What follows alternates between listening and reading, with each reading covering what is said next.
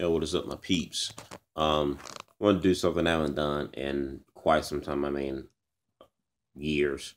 And let's kind of do a video game pickup or unboxing, whatever you want to call it.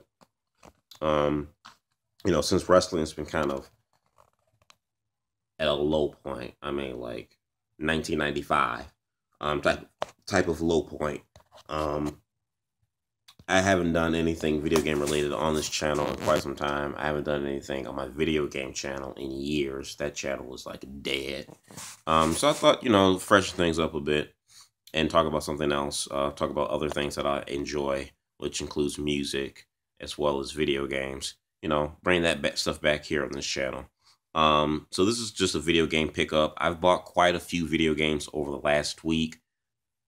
Honestly, I kind of don't know why, because I really lately, as the past couple of months, I really have not been able to have the time or dedicate as much time as I would want to or used to video games, because I've just been so busy with music and life in general. But I did get a chance to play a handful of these, a couple of hours to at least know what I'm talking about.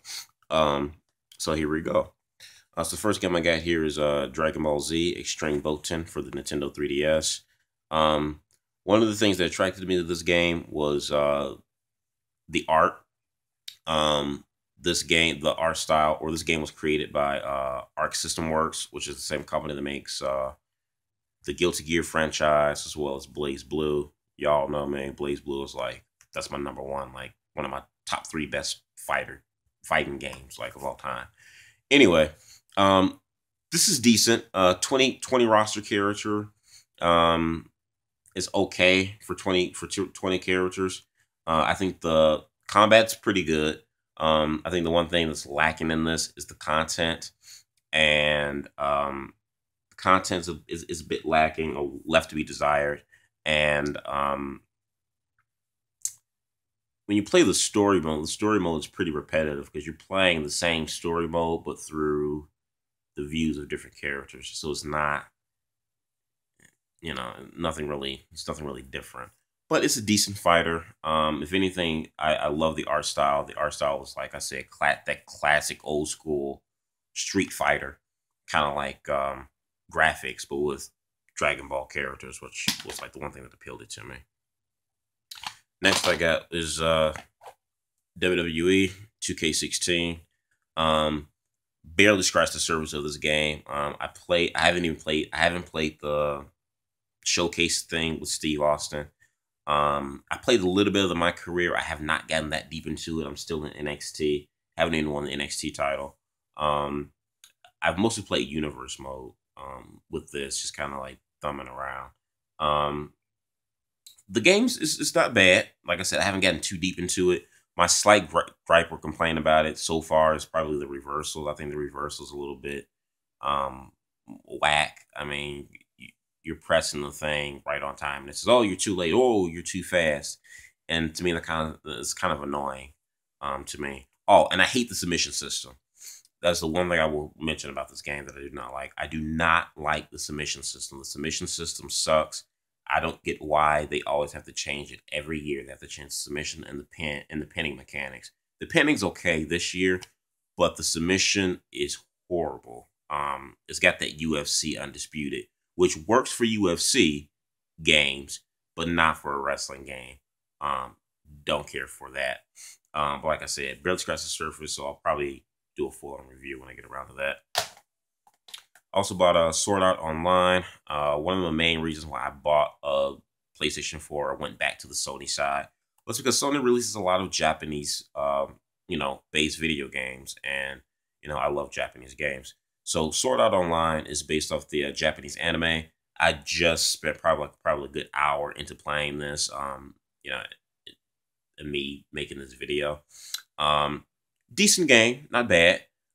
This is a game I probably only recommend for people fans of the series or knows of the show. I love the show SAO, despite its mixed opinions and reviews from people. I like Sword Art Online. Japanese or anime games that are based off of Japanese anime are a hit or miss, because it's targeted towards a certain fan base, which is that group that likes the show or shows or watch the shows. So it's a hit or miss. Either you like it or you hate it. Other thing I got here is Final Fantasy 10-2 remaster for PS4. Had to jump on this when I realized that they released this. Bought it yesterday for $25, brand new. Could not pass it up. To me, this was my favorite game on PlayStation 2. I have fond memories of this game. I think it's one of the greatest Final Fantasy games of the series. I think this is one of the greatest games that was released on PS2, RPG in particular.